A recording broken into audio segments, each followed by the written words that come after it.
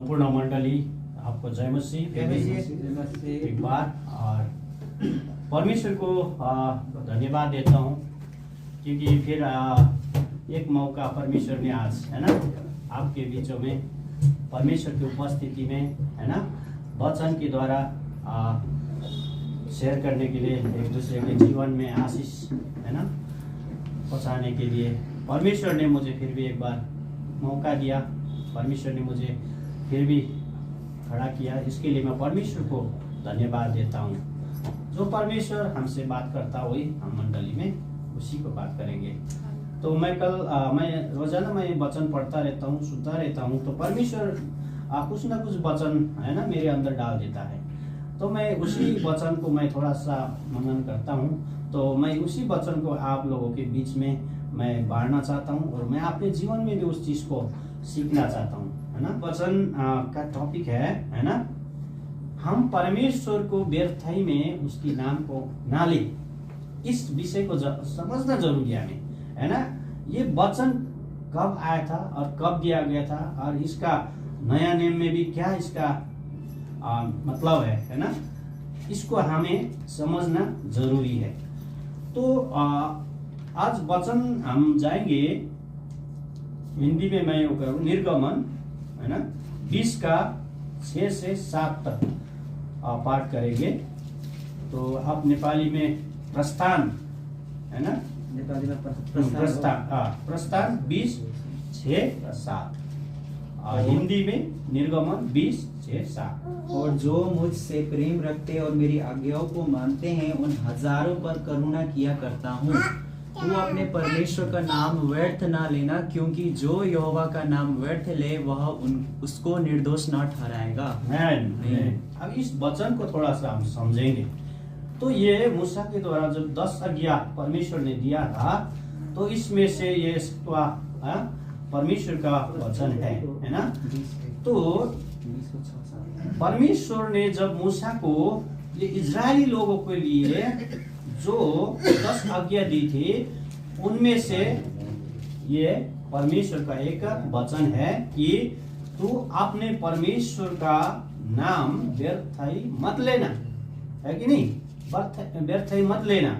और जब 6 में हम देखते हैं, और जो मुझसे प्रेम रखते हैं और मेरी आज्ञाओं को मानते हैं उन हजारों पर करुणा किया करूंगा। आमीन। तो आज परमेश्वर ने जब मूसा को 10 आज्ञा दे रहा था, तब परमेश्वर ने ये वचन बोला कि व्यर्थाई में परमेश्वर के नाम मत लेना, है ना।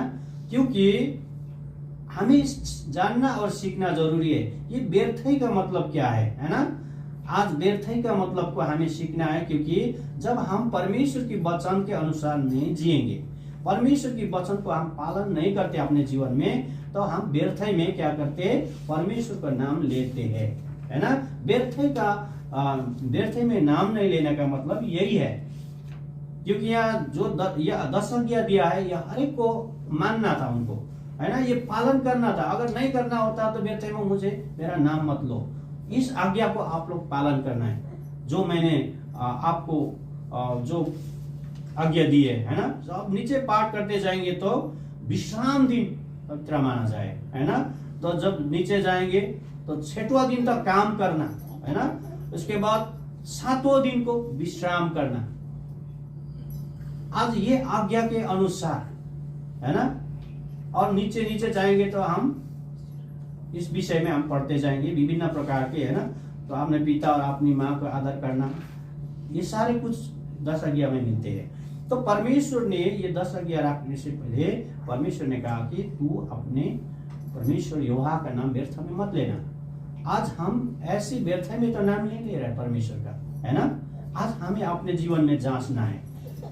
हम बाहर से मसीह कहलाते हैं, है ना।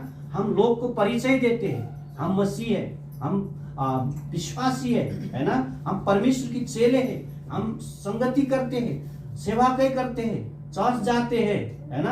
हम लोगों को इस तरह से हम परिचय देते हैं, लेकिन सचमुच क्या हम परमेश्वर को प्रेम करते हैं? सचमुच क्या परमेश्वर को हम उस जीवन को हम अपने जीवन के द्वारा दिखा पा रहे हैं लोगों को, है ना। इस चीज को हमें जरूर याद करना है। आज परमेश्वर चाहते उस आज्ञाकारिता के अनुसार आप लोगों के साथ क्या करें, जिए, है कि नहीं। आज हम मसीह तो है, हम मसीह की संतान तो कहलाते हैं, हम मसीह के रूप को धारण तो किए हुए लोग बताते हैं, लेकिन हमारे जीवन से आज वो चीज नहीं देख पाते बंदे, है ना। जो लोग हमारे दोस्त लोग हैं, जो हमारे पड़ोसी है, लेकिन उस जीवन को देख नहीं पाते हमारे अंदर से। क्यों? हम बाहर से तो मसीह कहलाते, अंदर से हम कठोर यहूदी है ना, हम कठोर सदूकी और फरीसी है कि नहीं। सदूकी फरीसी मर के गया है, वो अभी नहीं है, लेकिन उसकी जो स्पिरिट है, जो उसकी आत्मा है, अभी भी हमारे अंदर काम करता है कि नहीं। हमारे अंदर अभी भी वो आत्मा काम करता है। तो इसीलिए हमें समझना है कि परमेश्वर के नाम को क्यों व्यर्थ नहीं लेना है। अगर परमेश्वर हमारा उद्धार करता है करके हमने विश्वास किया है, परमेश्वर हमारा मुक्तिदाता सृष्टि करता है, वो हमारा पिता है ना, हमारे अधर्मों पाप को क्षमा करके किया है। जब करके हमने परमेश्वर को ग्रहण किया, विश्वास किया, जब हम उसके बेटा बेटी बने हैं, तो हम उसकी आज्ञाओं को हमें क्या करना चाहिए, पालन करना चाहिए, है कि नहीं। पालन करना चाहिए। अगर पालन नहीं करते तो हम व्यर्थ में उसकी नाम लेते हैं, है ना। हमारे अंदर बहुत से अभी भी बहुत खराब आदत है हमारे अंदर, मेरे अंदर भी बहुत आदत है ना। झूठ बोलने की आदत है ना, और मेरे अंदर ढाक का आदत है, और चीज हमारे अंदर अभी भी वो चीज है ना। हमारे अंदर हम अपने सुनते हैं, परमेश्वर की कम सुनते हैं, है कि नहीं। परमेश्वर की कम सुनते हैं, हम अपने ज्यादा सुनते हैं, है ना। तो संडे के दिन, विश्राम दिन में हमें संगति करना है, लेकिन हम अपने सुनते हैं नहीं। परमेश्वर जानता है हमारा अवस्था को, परिस्थिति को जानता है ना। तो हम चलते हैं अपने काम में, लेकिन हम परमेश्वर की आज्ञा को उल्लंघन करते हैं। हमें ध्यान देना है कि नहीं। हमें बाकी दिन, फ्राइडे जो भी हो, हमारा संगति का दिन है, उस दिन हमें क्या करना चाहिए, संगति करना चाहिए, है कि नहीं। लेकिन हम अपने सुनते हैं, है ना, हम नहीं जोड़ सकते। लेकिन परमेश्वर चाहता है कि हम व्यर्थ में नाम ले उनकी, व्यर्थ में नाम उसका ना ले। हम कोशिश करें जितना हो सके, हम एकता में संगति करने की कोशिश करें। हिब्रू 10:25 यही तो कहता है, एक ठाव में भेला होना मत छोड़े, एक होना मत छोड़े, एक जगह में आप एकजुट होना ना छोड़े। लेकिन हम होते नहीं, है ना, हम होते नहीं, हम अपने सुनते, परमेश्वर की सुनते नहीं। परमेश्वर की आज्ञा को हमें पालन नहीं करना है ना, हमें पालन नहीं करना है, हमें बस अपने चलाना है। तो परमेश्वर चाहता है कि, परमेश्वर ने 10 आज्ञा देने से पहले ये बात बोला है, इसीलिए व्यर्थ में नाम ना ले परमेश्वर की यहोवा की। अगर लिया है तो पूरा करे उसको, है कि नहीं, आज्ञाकारिता के साथ जिए। ये मैं कहीं इसकी रिलेटिव वचन को आपके आगे में रखूंगा, है ना। यूहन्ना 14:15 में इस रीति से लिखा है, यदि तुम मुझसे प्रेम रखते हो तो मेरी आज्ञाओं को क्या करोगे, मानोगे।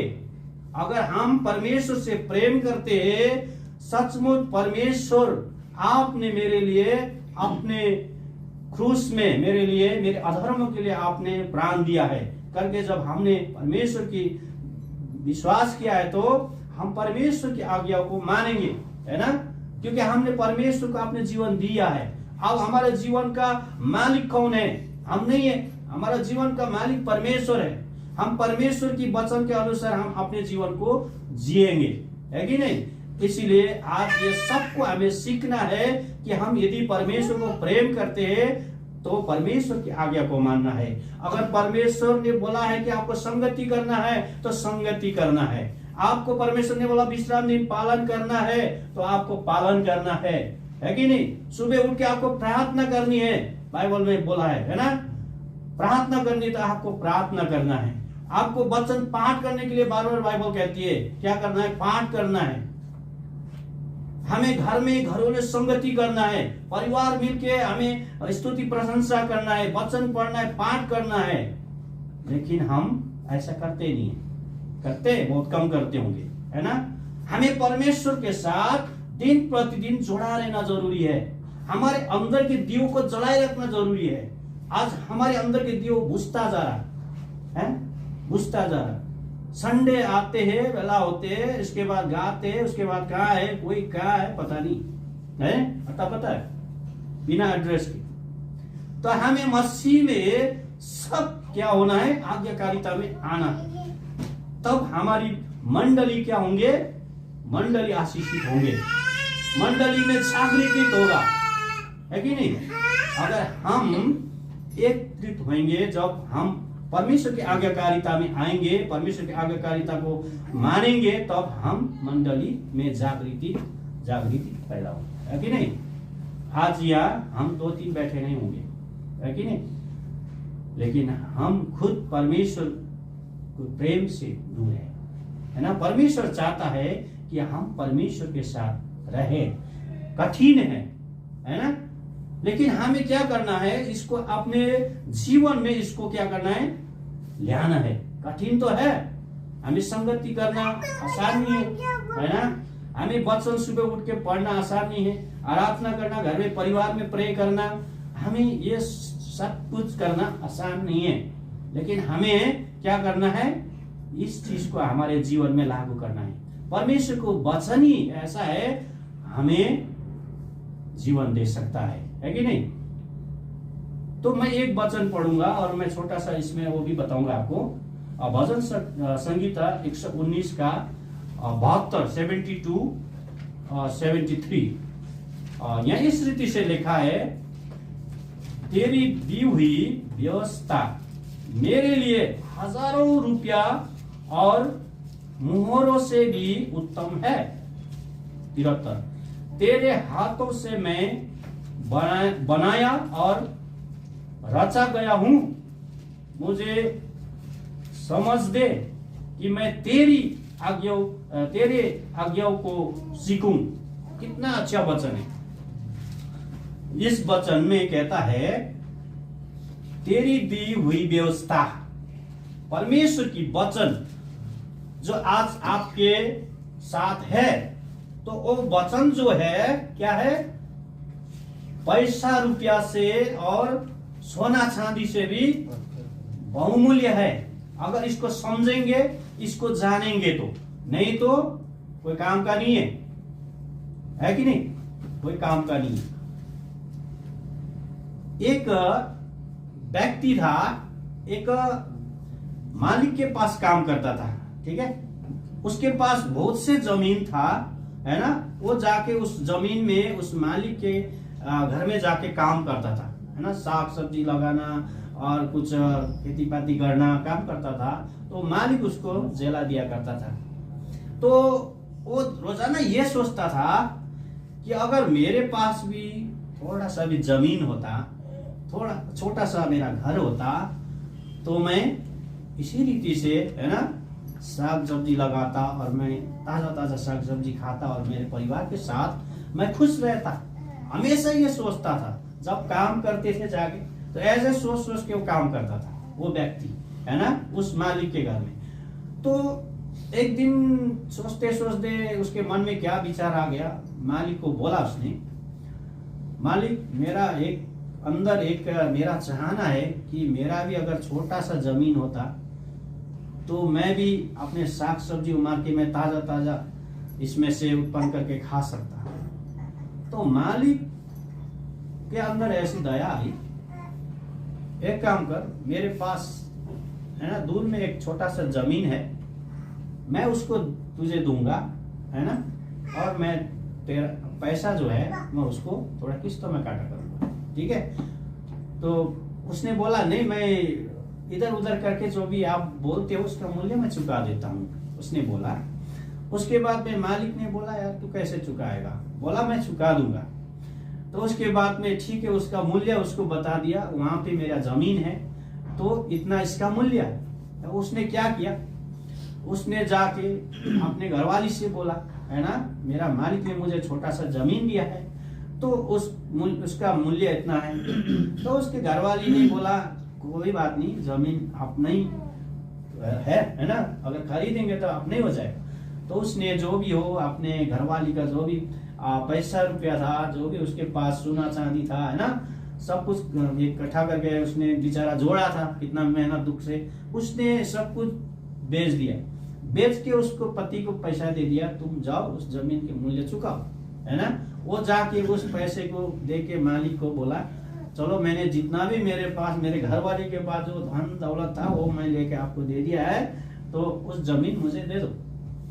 तो मालिक बोला ठीक है, कल चलते हैं, मैं आपको जमीन दिखा देता हूँ। उसके बाद में उसको कल की इंतजार था, उसके साथ कल आया, उसके साथ चला गया मालिक के साथ। जाके उसने बोला देख वो दूर है, वहां देख रहा है ना, एक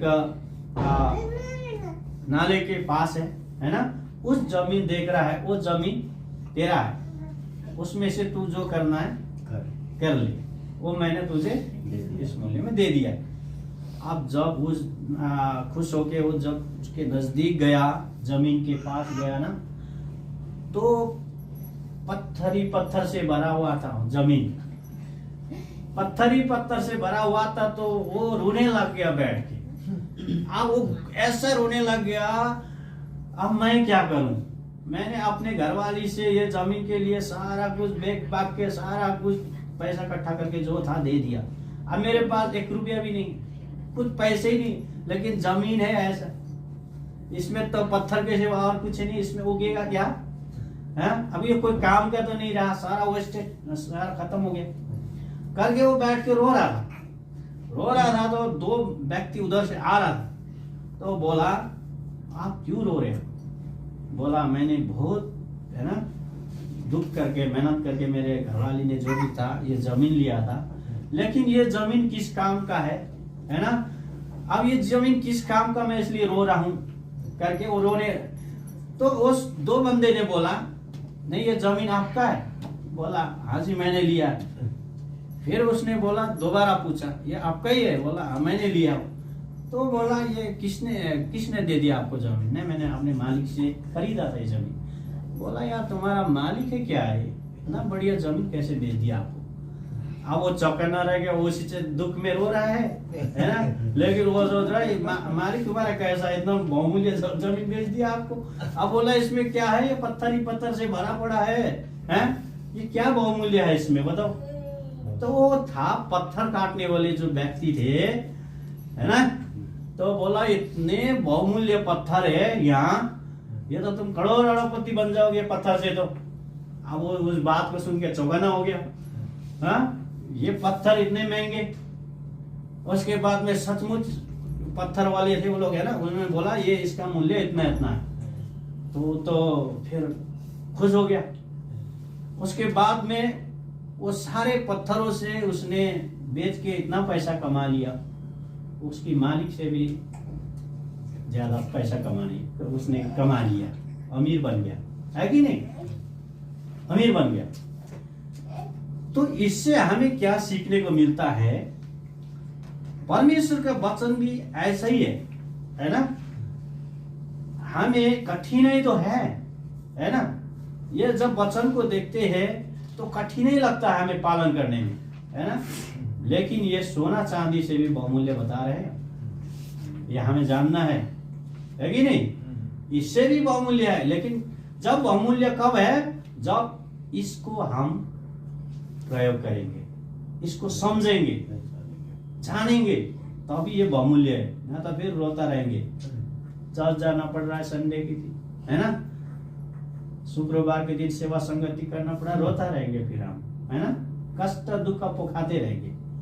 लेकिन आज हमें ऐसा बनना है कि परमेश्वर के वचन के द्वारा हम परमेश्वर के राज्य में धनवान बनना है। आमीन। परमेश्वर के राज्य में हमें धनवान बनना है। परमेश्वर चाहता है कि हम उसके राज्य में धनवान बने। आमीन। एक वचन पढ़ते हैं लूका 6:46। इसमें इस रीति से लिखा है, जब तुम मेरे कहना नहीं मानते तो क्यों मुझे हे प्रभु प्रभु कहते हो?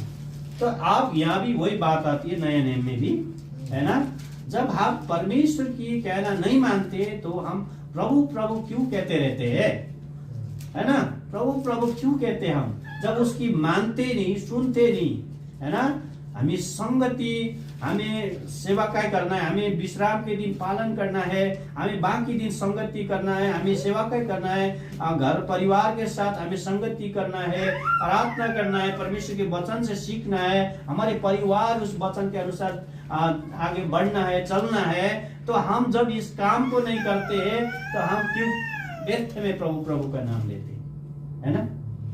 तो परमेश्वर को कहने का मतलब यही है कि आज हम व्यर्थ में परमेश्वर के नाम ना ले, अगर लिए तो हम उसको पूरा करें, है ना? हमारे जीवन से लोगों को आज इस मसीह को देखना चाहिए, है कि नहीं?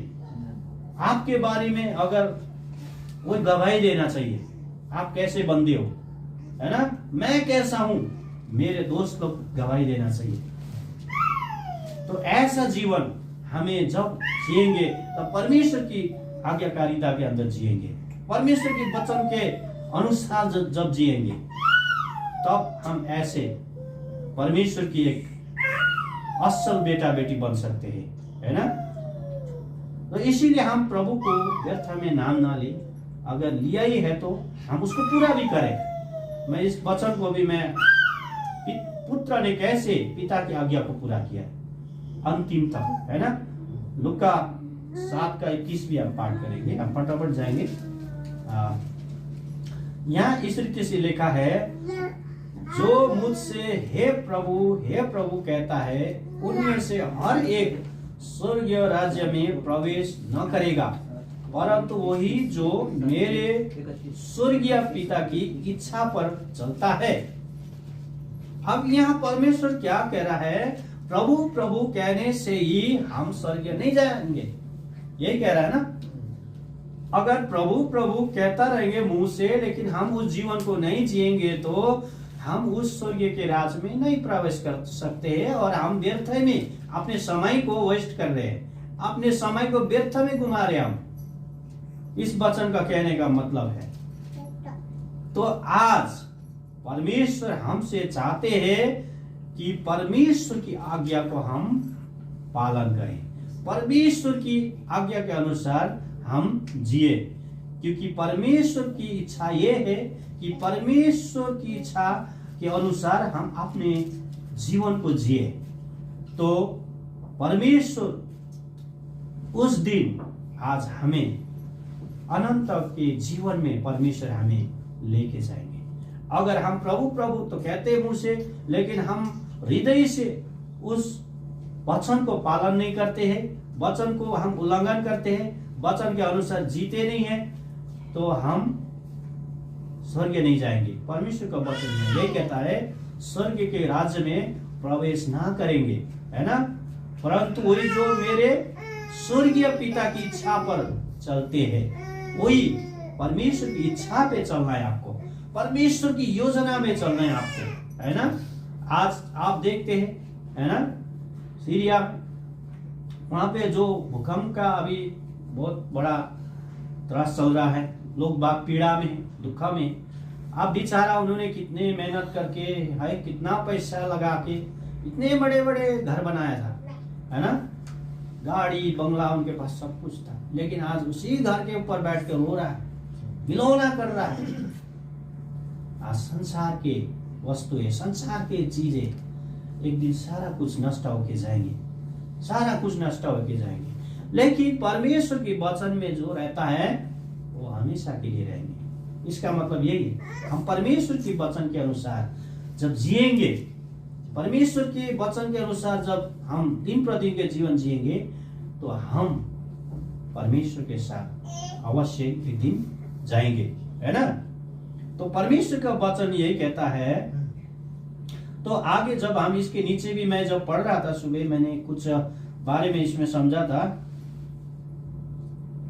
24 में हम पढ़ते हैं, 24 में इस रीति से लिखा है, इसीलिए जो कोई मेरी इस बातें सुनकर उन्हें मानता है, वो उस बुद्धिमान मनुष्य की नहीं ठहरेगा जिसने अपना घर चट्टान पर बनाया और वह बरसाया और बाढ़ आई और आंधी चली और उस घर पर टकरा लगी, परंतु वो न गिरा क्योंकि उसकी नींव चट्टान पर डाली हुई गई थी। जब 26 में, परंतु जो कोई मेरी ये बातें सुनता है और उन पर नहीं चलता, वो उस निर्बुद्धि मनुष्य की नहीं ठहरेंगे जिसने अपना घर बोलवा पर बनाया है ना। तो ये वचन हमने कई बार सुना है, बुद्धिमानी और निर्बुद्धि के बारे में सुना है। मैं सुबह ये वचन जब पढ़ रहा था तो यहाँ से एक प्रकाश निकल के आया मेरे पास, है ना। तो इसलिए जो कोई मेरे बातें सुनकर इन्हें मानता है वो इस बुद्धिमान मनुष्य की तरह है। आज जो परमेश्वर की वचन को मानता है, जो परमेश्वर की वचन को पालन करता है, वो एक बुद्धिमान व्यक्ति की समान है, क्योंकि उसने अपने घर परमेश्वर पे उसने बनाया है, परमेश्वर में बनाया। परमेश्वर चट्टान है ना।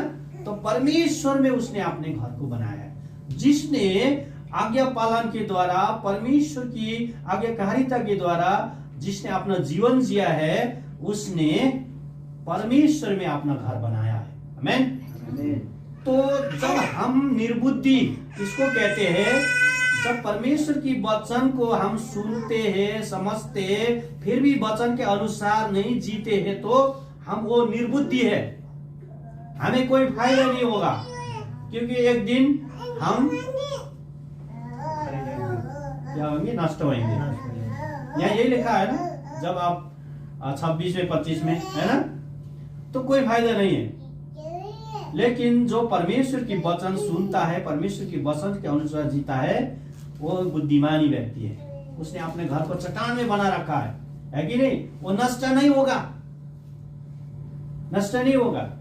लेकिन जो परमेश्वर की वचन को नहीं मानता है, परमेश्वर के वचन के अनुसार नहीं जीता है, परमेश्वर के वचन के अनुसार वो कभी नहीं जीने की इच्छा रखता है, तो वो एक मूर्ख व्यक्ति है।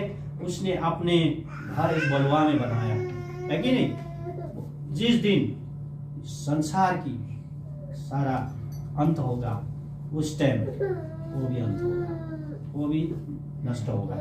इसीलिए हमें बुद्धिमानी बनना है तो परमेश्वर की वचन में जीना है। बुद्धिमानी बनना है तो परमेश्वर के वचन के अनुसार जिएंगे। ऑलरेडी आप बुद्धिमानी है कि नहीं। आपके अंदर परमेश्वर का ज्ञान क्या करता है, काम करना शुरू करता है कि नहीं।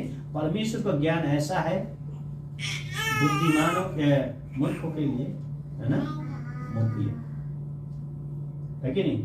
वो तो सोचता है कि ये क्या बकवास कर रहा है ना, बिना काम की बात कर रहा है। लेकिन बुद्धिमानों के लिए बुद्धिमान है कि नहीं, बहुमूल्य है। इसीलिए हमें आज परमेश्वर की वचन को बहुमूल्य ठानना है। परमेश्वर की वचन को हमें क्या करना, जीना है। आप सुबह उठिए, एक चैप्टर पढ़िए, जब भी आपके पास टाइम हो आप उसको पढ़िए, है कि नहीं। परमेश्वर की वचन आपसे क्या बात करना चाहता है, उस बात को सुनिए। आप रोजाना पढ़े तो परमेश्वर आपसे बात करने लगेंगे। जब परमेश्वर आपसे बात करने लगेगा, आप परमेश्वर की बात को सुनना शुरू करेंगे, जब उसको अप्लाई करना करेंगे, शरीर में लगोगे, तो अद्भुत रीति से आपके जीवन में काम होगा। नहीं तो हम कुछ उन्नति नहीं कर पाएंगे, है ना, हमने कुछ भी कर नहीं पाएंगे। तो इसीलिए हम मसीह को हमने धारण किया है, मसीह को अपना लिया है, तो हमें हमारे जीवन के अंतिम घड़ी तक क्या करना है, आज्ञाकारिता में जीना है। आज्ञाकारिता के अनुसार हमें रहना है। क्योंकि फिलिपी 2 का या 6 से हम पढ़ेंगे, इस रीति से लेकर है। कोई पढ़िए, फिलिपी 2 6 से 7 और 8 पाठ करेंगे। जिसको भी मिला है आप पढ़ सकते हैं। फिलिपी 2 6 से 8। 6, 7, 8। जिसने परमेश्वर के स्वरूप में होकर भी परमेश्वर के तुल्य होने को अपने वश में रखने की वस्तु ना समझा, वरन अपने आप को ऐसा शून्य कर दिया और दास का स्वरूप धारण लिया और मनुष्य की समानता में हो गया और मनुष्य के रूप में प्रकट होकर आपने आपको दीन किया और यही तो आज्ञाकारी रहा कि मृत्यु क्रूस की मृत्यु भी छोड़ ली। आमीन। तो यहाँ पे परमेश्वर, जो परमेश्वर था वो एक मानव का रूप धारण करके इस संसार में आया है। तो उसने भी अपने पिता की हर एक वचन को क्या किया है, अंतिम तक उसने पालन किया है, मृत्यु तक, है कि नहीं। आज उस परमेश्वर ने हमें ये धरती में आके ये बात हमें सिखाया है कि हम भी परमेश्वर अपने पिता की है कि अंतिम तक उसकी आज्ञाओं को हम पालन करते रहे। जब तक हम यहाँ से न उठा लिया जाए तब तक आज्ञाकारिता के साथ जिए, ये वचन यही कहता है कि नहीं। वो एक पिता हो, एक पुत्र बन के आया है ना, सारा सृष्टि का मालिक है कि नहीं, एक पुत्र, एक मानिस बन के धारण करके आया और उसने ऐसा नम्रता के साथ पिता की आज्ञा को पूरा किया क्रूस तक, है ना। क्रूस में जब उसने अंतिम यही बोला कि परमेश्वर तेरी सारा इच्छा को पूरा किया, है ना। तो आज हमें भी अपने जीवन में इस चीज को लागू करना है कि हम अंतिम तक सांस, हमारा अंतिम सांस जब तक है इस पृथ्वी में है तो हम परमेश्वर की आज्ञाकारिता में जीना है, परमेश्वर की आज्ञाकारिता के अनुसार हमें रहना है कि नहीं। नहीं तो हम उस 5 कन्या की तरह हम छोड़ा जाएंगे। हमने उसके बारे में सुना, अंतिम समय के बारे में, वो भी वही दुल्हा का इंतजार कर रहे थे लेकिन छोड़ा गया, है ना। आज हम मसीह तो है, हम उसी के इंतजार कर रहे हैं, लेकिन अगर हम में से कोई छोड़ा गया, अगर कोई रह गया तो दुख की बात होगा, है कि नहीं।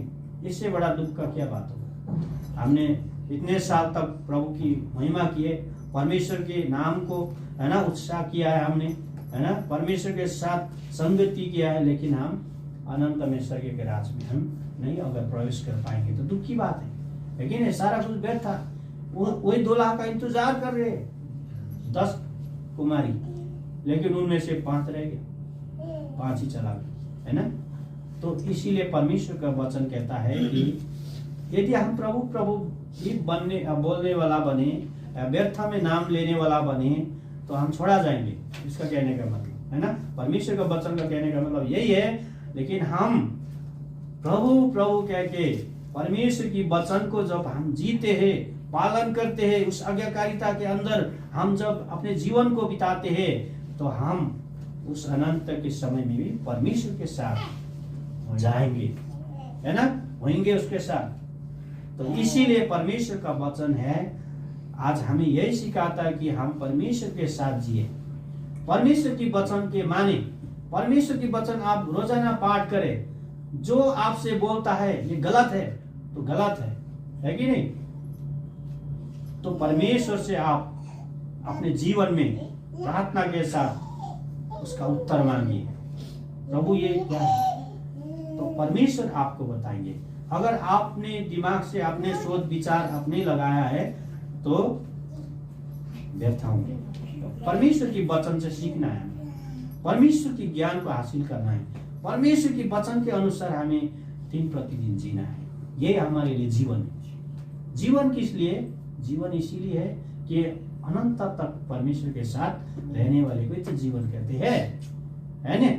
अगर हम पालन नहीं करते, परमेश्वर के साथ वचन को आज्ञाकारिता के साथ नहीं जीते हैं तो इसको जीवन नहीं कहते, क्योंकि ये तो नरक की ओर जा रहा है ना। तो इसीलिए जीवन उसी को कहते हैं जो परमेश्वर की वचन को पूरी तरह से हम पालन करते हैं, है ना। दिन प्रतिदिन सीखना है।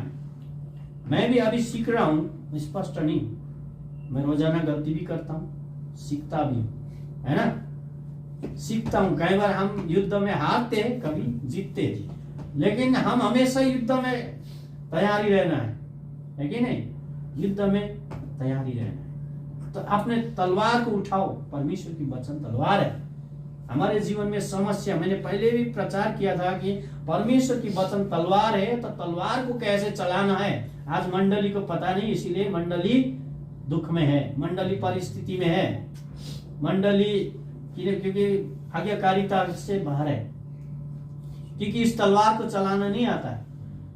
वचन परमेश्वर का तलवार तो है, तो वचन हमें चलाना नहीं आता। यीशु मसीह को 40 दिन की जब परीक्षा हुआ तो क्या किया, वचन चलाया उसने, है ना, हथियार चलाया। जब तो शैतान मार, हम चलाते नहीं, है ना, हमें कोई अगर गुस्सा दिला दे तो हम तो परमेश्वर की वचन तो साइड कर देते हैं, है ना, फिर अपना दिखाते, यही है ना। लेकिन परमेश्वर के वचन चलाने का मतलब, परमेश्वर का वचन कहता है कि गुस्सा नहीं करना है कि नहीं। अगर इस वचन को हम अपने अंदर ले लेंगे, परमेश्वर का वचन दिखा है मुझे गुस्सा नहीं करना है, मुझे नम्र बनना है, मुझे दयालु बनना है, क्योंकि ताकि मसीह को मेरे अंदर देख सके, है कि नहीं। लेकिन आज हमें इस वचन को, इस तलवार को चलाना सीखना चाहिए, नहीं तो फिर हम हार जाएंगे, है कि नहीं। कोई आपके विरोध में कोई बोले, मैं आके आपको बोलूंगा ब्रदर आपके विषय में ये करना ऐसा बोल रहा था, है ना, तो आपको अंदर से ऐसा लगा अगर मैं उसको मिले तो मैं उसको बताऊंगा, है कि नहीं, यही कहोगे, अगर मिल जाए तो मैं उसको बताऊंगा। लेकिन परमेश्वर की उस हथियार को चलाना है, परमेश्वर ने बोला है शत्रु से प्रेम कर। अगर इस वचन को आप अंदर ले लेंगे तब ही आप कर पाओगे, नहीं तो आप वही कर पाओगे जो आपके साथ है, जो आपके अंदर है वही कर पाओगे। इसीलिए हमें दिन प्रतिदिन सीखना है। मैं परमेश्वर से बुद्धि मांगता हूँ, मैं परमेश्वर के वचन से, है ना, मैं अपने जीवन को जीने की कोशिश करता हूँ, तब परमेश्वर मुझे बुद्धि देता है, मुझे परमेश्वर सिखाता है, तो मैं कोशिश करता हूँ दिन प्रतिदिन मैं परमेश्वर के संग चलूं, परमेश्वर के साथ रह सकूं, है कि नहीं। तो मैं परमेश्वर के नाम को व्यर्थ में लेने वाला ना बनूं, लेकिन एक उद्देश्य वाला जीवन जीऊं, महत्वपूर्ण वाला जीवन जीऊं, ताकि मैं अंतिम तक भी, मेरे जीवन के सांसें तक मैं परमेश्वर की आज्ञाकारिता को मैं बनाए रहूं, बना सकूं, जी सकूं, है ना। आज परमेश्वर चाहता है कि हमसे यही है कि हम आज्ञाकारिता में जिए, व्यर्थ में परमेश्वर का नाम ना लिए हो, है ना। अपने अंदर परमेश्वर की उस वचन को डाले, परमेश्वर की वचन में जिए और हमें आज्ञाकारिता के अनुसार हम आगे बढ़े, तब परमेश्वर मंडली को आशीष दे, है ना, और परिवार को परमेश्वर ब्लेस करे। आज है ना हमारा भैया, है ना, अपने 2 बच्चे को लेके आ जाए, है ना, एक बच्चे उठा के यहाँ तक पहुंचा, है ना। लेकिन परमेश्वर चाहता है कि निरंतर परमेश्वर की इस आज्ञा को अपने जीवन में पालन करें, है कि नहीं, निरंतर संगति में जाना ना छोड़े, है ना। आरजू ब्रदर एंजिला को लेके आए, है ना। तो परिवार आज परमेश्वर की उपस्थिति में नम्र बनना सीखे, परमेश्वर की उपस्थिति में अपने आप को नम्र करें और परमेश्वर आपके जीवन में काम करे। आमीन। जितना हम परमेश्वर को नम्रता के साथ उसकी आज्ञाकारिता में जिएंगे उतना हमारे जीवन में आशीष होंगे। तो परमेश्वर आपको आशीष दे इस वचनों के माध्यम से, है ना। मैं इस वचन को इतने में पूरा करना चाहता हूँ।